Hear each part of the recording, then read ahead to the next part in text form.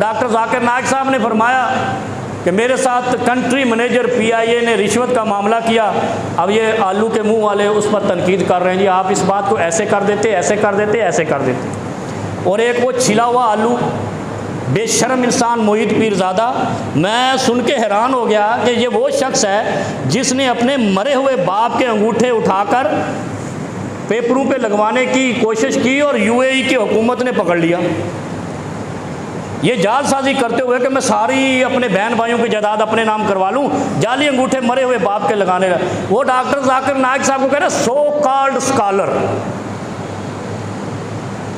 इसकी 7 नस्लें भी ऐसा नहीं बन सकती। और वो कह रहा है कि इसने जो है कंट्री मैनेजर पर तौहीन कर दी।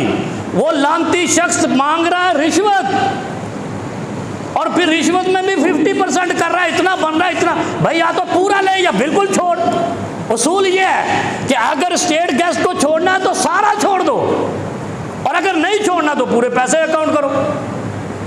ये 50% तेरे बाप की ये मलकियत है, फिर उसको दिफा कर रहे हैं। आप ऐसे नहीं कहते, ऐसे नहीं कहते। असल में उन्होंने तुम्हारे छिले हुए चेहरे नंगे करके कौम और मुल्क को मिल्लत के सामने कर दिए कि तुम्हारा कंट्री मैनेजर भी रिश्वत ले रहा है, तो कंट्री चलाने वाले क्या कर रहे होंगे।